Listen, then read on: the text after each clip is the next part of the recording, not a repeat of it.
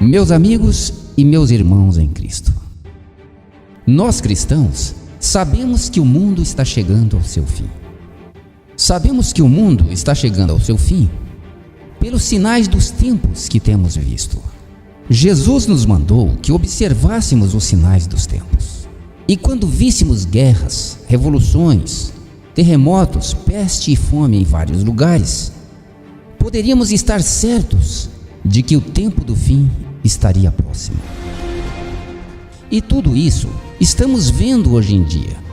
Em vários lugares do mundo estão aparecendo sinais nos céus. Temos visto nos céus sinais de trombetas, sinais de luzes, sinais de trovões, sinais de fogo e fumaça.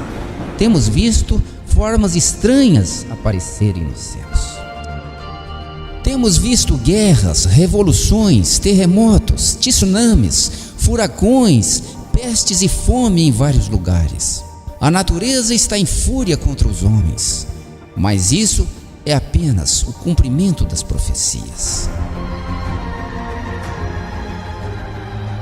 Tudo isso, por acaso, não indica o fim do mundo? Não indica que a vinda do Senhor está próxima? O que Jesus disse sobre os sinais nos céus? Jesus disse: ora, ao começarem essas coisas a suceder, exultai e erguei a vossa cabeça, porque a vossa redenção se aproxima. E o que vai acontecer no fim do mundo? O que Jesus nos diz que vai acontecer no fim do mundo? Jesus disse: haverá sinais no sol, na lua e nas estrelas. Sobre a terra haverá angústia entre as nações, que estarão em perplexidade por causa do bramido do mar e das ondas. Haverá homens que desmaiarão de terror pela expectativa das coisas que sobrevirão ao mundo, pois os poderes do céu serão abalados. E nesse tempo haverá grande tribulação, como desde o princípio do mundo até agora não tem havido e nem haverá jamais.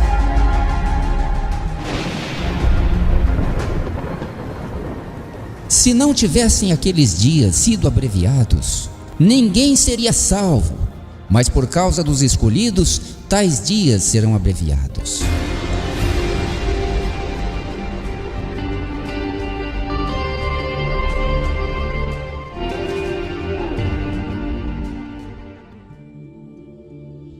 Meus amigos, os ímpios, que a Bíblia define como aqueles que não querem obedecer aos mandamentos de Jesus, os ímpios, meus amigos, sabem que o fim do mundo virá. Eles sabem que o mundo será destruído por grandes catástrofes. Eles sabem que uma grande guerra nuclear está próxima, está para explodir a qualquer momento.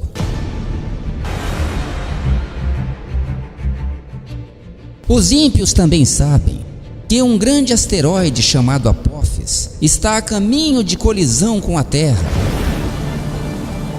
e deverá entrar em órbita terrestre no ano de 2029, e grandes danos esse asteroide fará à Terra.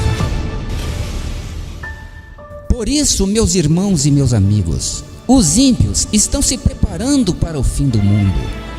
Por todo o mundo, eles estão comprando abrigos subterrâneos para se esconderem da guerra nuclear que eles sabem que virá sobre o mundo, e para se esconderem da ira de Deus e das calamidades enviadas por Deus que estão sendo anunciadas no livro do Apocalipse. Os ricos e os poderosos enxergam que o mundo se tornará um caos. Por isso, eles estão estocando sementes na chamada Arca de Noé, que está bem protegida sob as geleiras da Noruega, para que quando o mundo for destruído, então eles que escaparam das catástrofes possam reconstruir o mundo, que então estará um caos.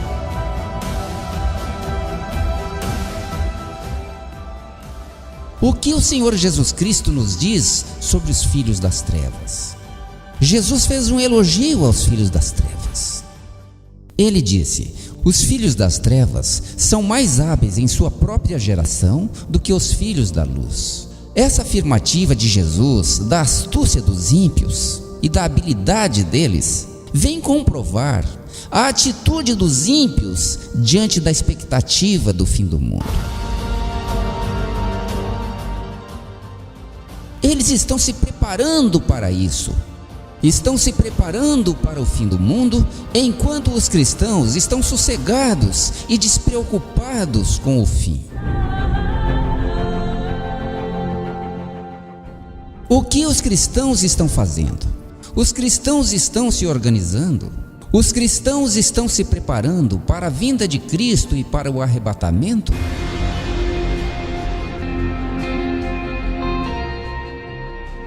Será que Jesus vai levar pecadores? Será que Jesus vai levar a igreja cheia de cristãos que não guardam a sua boca de falar o mal e nem retém a sua mão de praticar a injustiça?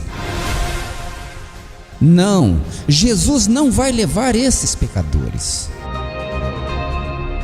Jesus vai levar os santos, pois sem a santificação ninguém verá a Deus. É isso que está escrito.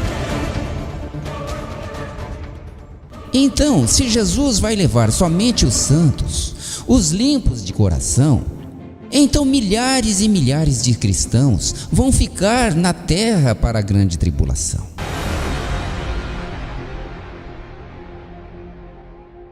E como esses cristãos sobreviverão no tempo da grande tribulação? Como eles poderão comprar comida, se só pode comprar e vender quem possui a marca da besta? Como esses cristãos se abrigarão em cavernas? Quem lhes dará agasalho, alimento e conforto espiritual? Meu amigo, a coisa é muito séria. Agora é o momento de chorar e não de rir. Se você, meu irmão cristão, está despreocupado com a vinda de Cristo, é melhor você refazer a sua vida. É melhor você repensar o seu futuro. Pois caso contrário, Jesus virá buscar os salvos e você poderá ficar. Você poderá ser um daqueles que serão apanhados de surpresa na vinda de Cristo, conforme o próprio Jesus nos alertou.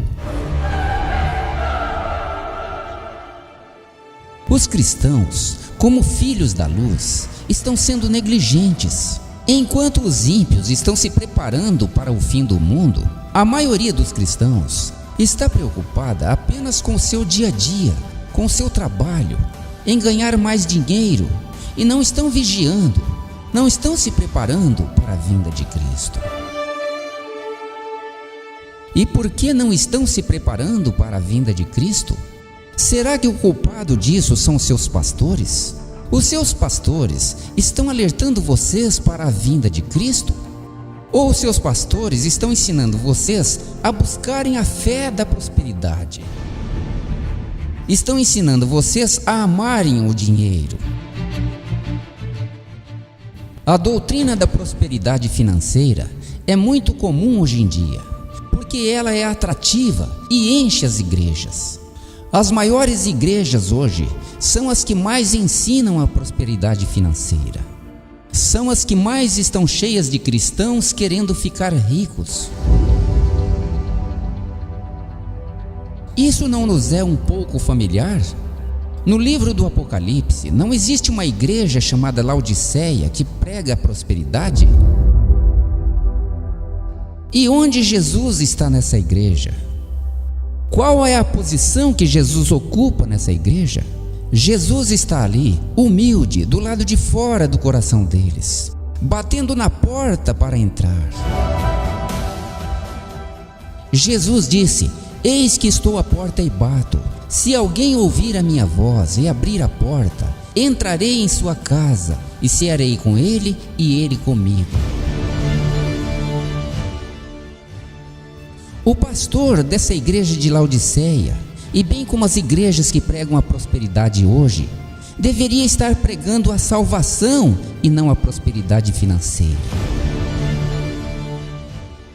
Porque a consequência da doutrina da prosperidade, que ensina o apego às coisas do mundo, é a reprovação e a rejeição de Cristo. Cristo está a ponto de vomitar esses cristãos. E Jesus vai fazer isso no dia da sua vinda, no dia do arrebatamento, quando então os deixará para trás, a fim de enfrentarem o anticristo e entrarem na grande tribulação. Alguns pastores hoje ainda pregam a vinda de Cristo, ainda pregam o arrebatamento. Mas a mensagem desses pastores é branda, é macia, para não ferir ninguém. Eles pregam somente o lado positivo, o lado que fala de ser arrebatado e ir morar com Cristo. Os pastores que pregam o arrebatamento, com raras exceções, dificilmente falam do perigo que o cristão corre de ficar aqui para a grande tribulação. Eles não pregam o amor ao próximo, não pregam a santidade, a comunhão, a justiça, as boas obras. Pregar sobre isso poderia desagradar os fiéis e esvaziar as suas igrejas, pois o cristão magoado simplesmente irá atravessar a rua e ir para outra igreja. E por isso esses pastores se acovardam em pregar a verdade do Evangelho de Cristo, com medo de perderem fiéis, com medo de perderem os dízimos e as ofertas que tanto têm dado boa vida a eles. E como esses pastores pregam sobre o arrebatamento, eles pregam que se o cristão pertence a uma igreja, ele pode ficar tranquilo que quando Cristo vier buscar a igreja, esse cristão vai subir com Cristo no arrebatamento. O pastor passa segurança ao seu fiel, dizendo-lhe para não se preocupar com a grande tribulação, porque Cristo vai levar a igreja e o levará também. Mas você sabia que a doutrina do arrebatamento da igreja é uma mentira? É uma falsa doutrina? Vamos ver agora, meu irmão e meu amigo, o que você tem aprendido com o seu pastor sobre a igreja. Você tem aprendido que a igreja vai ser arrebatada? Você tem aprendido também que a igreja é a noiva de Cristo? Então eu lhe pergunto, por acaso você teve a curiosidade de pesquisar na Bíblia se essas doutrinas são verdadeiras?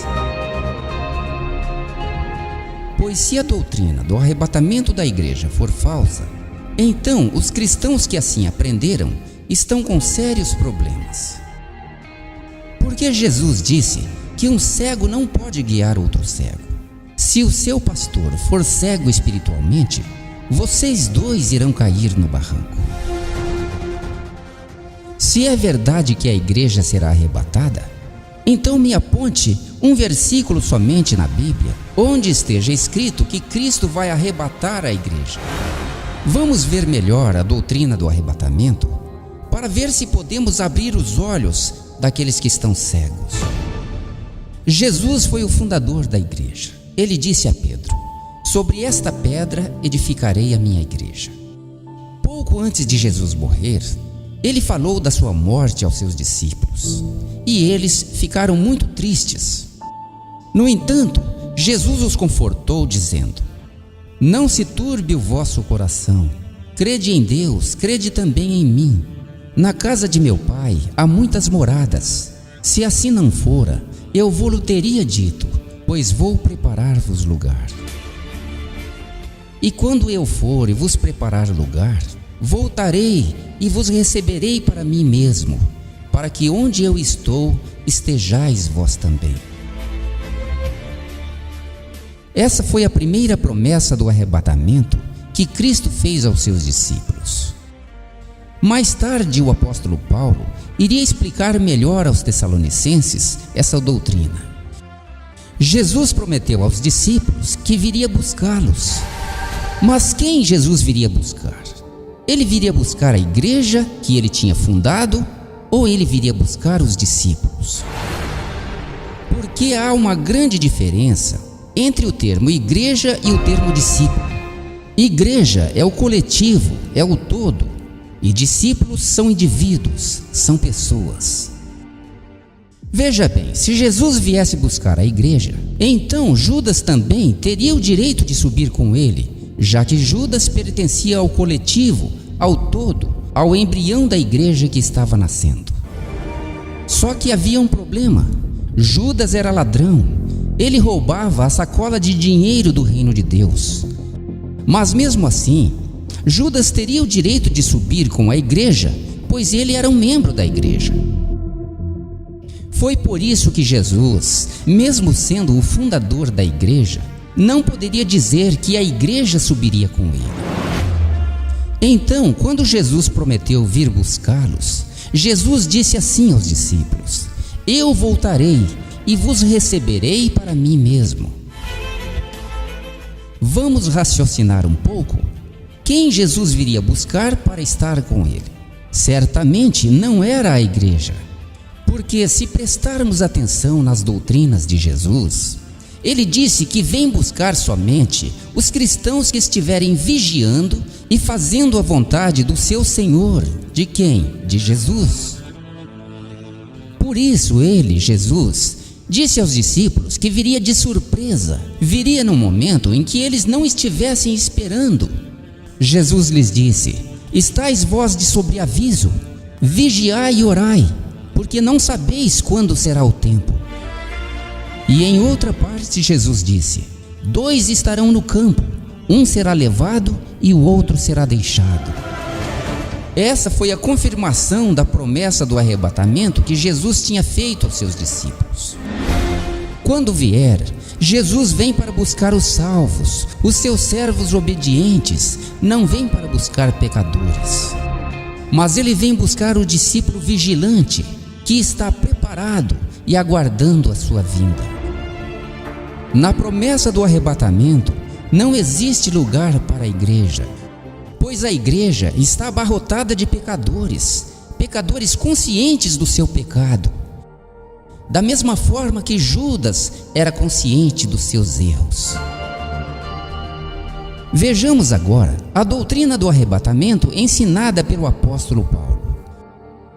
Paulo ensinou os cristãos tessalonicenses sobre o arrebatamento.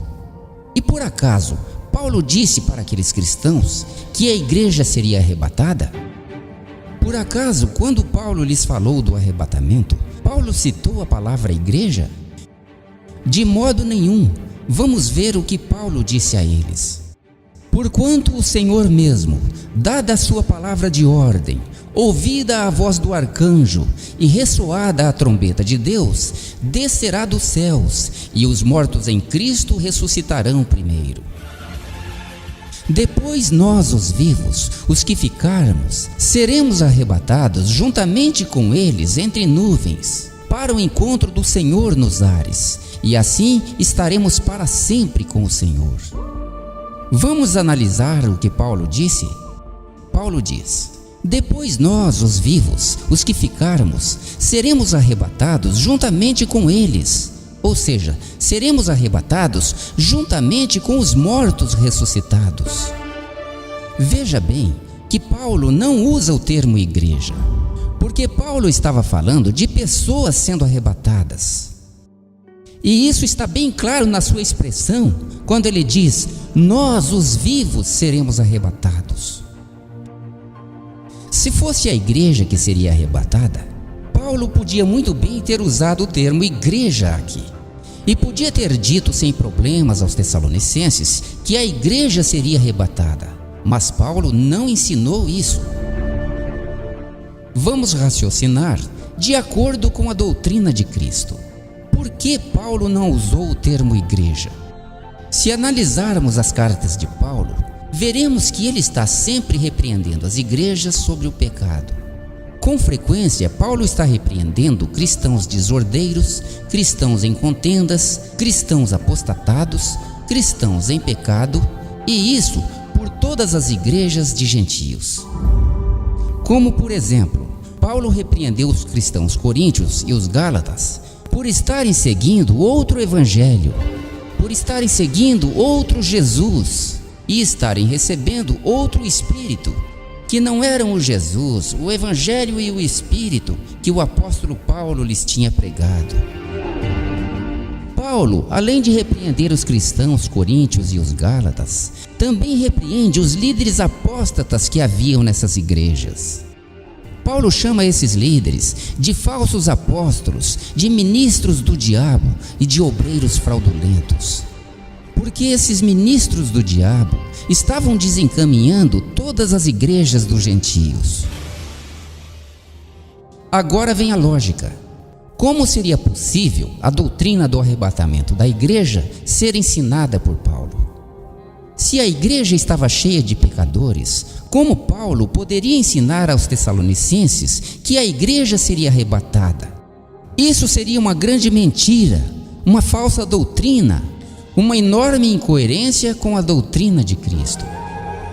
O que foi que Jesus disse para uma das igrejas do Apocalipse? Ele disse: aconselho-te que de mim compres ouro refinado pelo fogo para te enriqueceres. Compre vestiduras brancas para te vestires, a fim de que não seja manifesta a vergonha da tua nudez. Compre colírio para ungires os teus olhos, a fim de que vejas.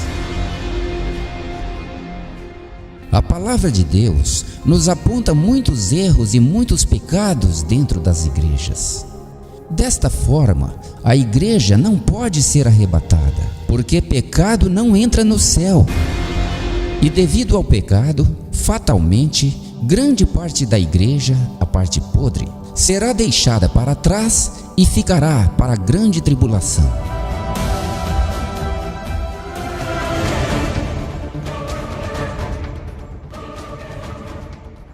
Se você, meu amigo, deseja escapar da grande tribulação, aprenda o verdadeiro evangelho de Cristo.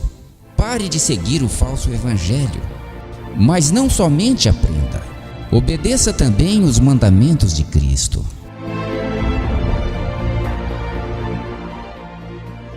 Porque Jesus diz aos justos: eis que venho sem demora, e comigo está o galardão que tenho preparado, para retribuir a cada um segundo as suas obras. E aos injustos Jesus diz: quanto porém aos covardes, aos incrédulos, aos abomináveis, aos assassinos, aos impuros, aos feiticeiros, aos idólatras e a todos os mentirosos, a parte que lhes cabe será no lago que arde com fogo e enxofre, a saber, a segunda morte.